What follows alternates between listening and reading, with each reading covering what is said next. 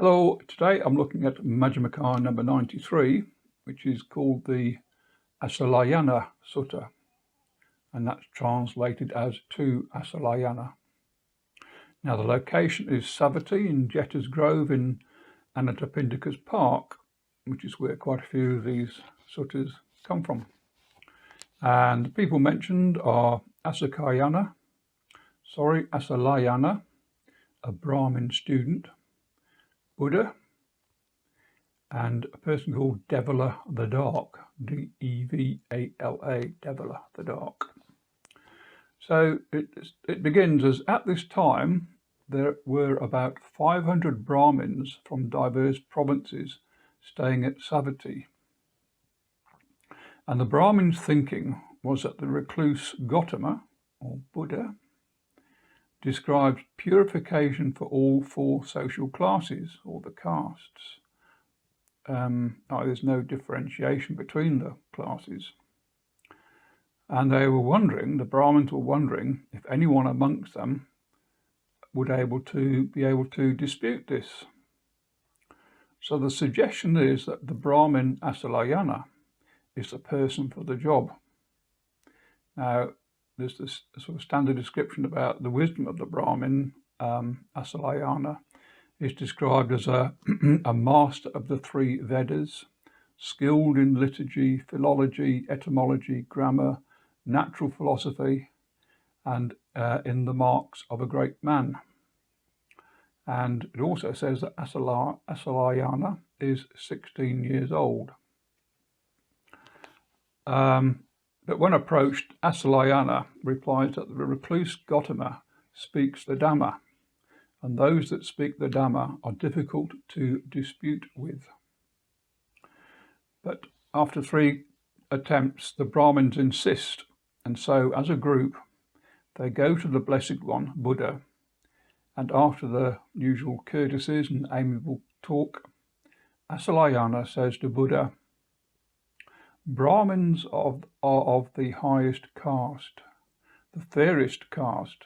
Only Brahmins are purified. Brahmins alone are the sons of the god Brahma. What does Master Gautama think?" Buddha replies, "Yet Brahmin women who give birth to Brahmins are like all women. They have periods, they become pregnant, they give birth, and they suckle their offspring." Assalayana repeats his statement about the special status of Brahmins, that they are the highest caste and heirs to Brahma. To which Buddha replies, "Have you heard of the regions of Yona and Cambodia? There are only 2 social classes, master and slaves, and that masters become slaves and slaves become masters." Assalayana says yes, he has heard of this. So, Buddha responds, "By which argument and with what authority do you claim that Brahmins are the highest caste and the sons of Brahma?"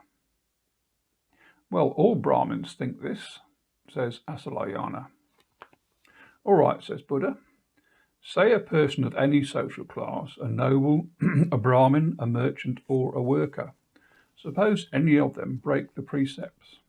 Kill, lie, speak maliciously, be covetous, have ill will, hold wrong view. After death, is any of them likely to end up in an unhappy destination, in perdition, even in hell, and not as a Brahmin?" Assalayana agrees that would happen. Regardless of social class, these people would end up in hell, not as Brahmins.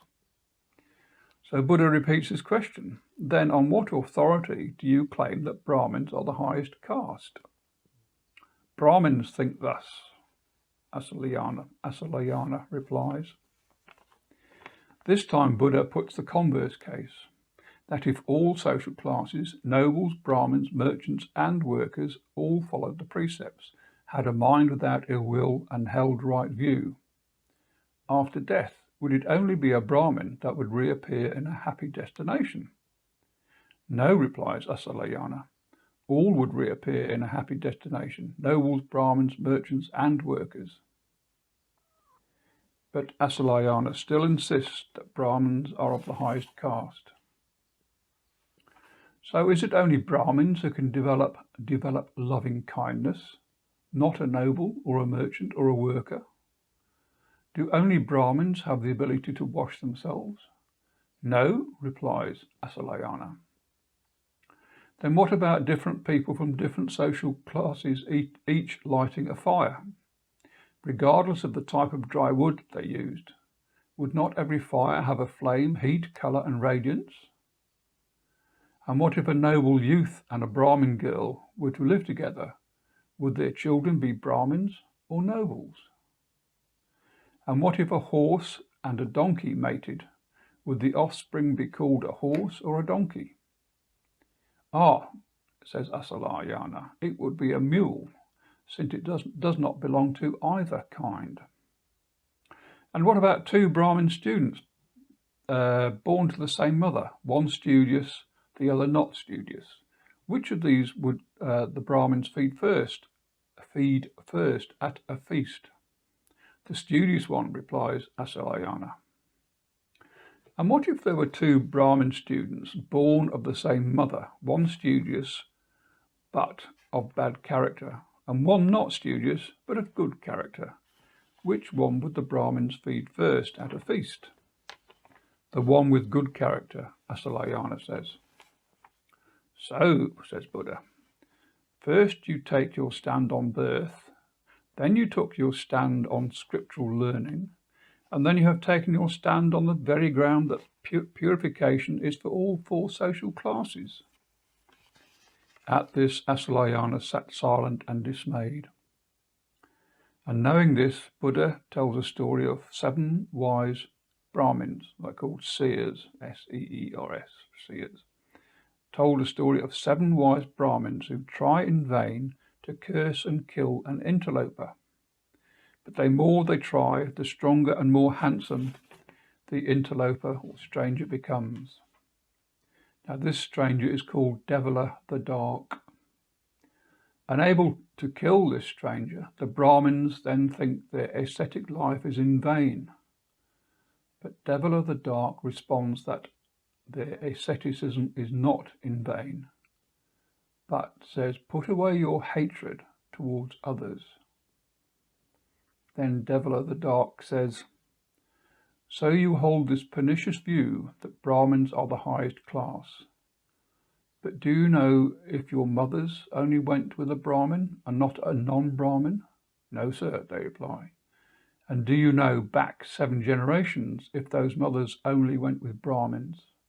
No, sir. And what with your fathers? Back 7 generations, did they only go with Brahmin women? We don't know, sir. And with each generation, did the seed of life, the Gandhabba, come from a noble, a Brahmin, a merchant, or a worker? No, sir, we do not know for sure. That being so, sir, says Devila, then what are you? We do not know who we are.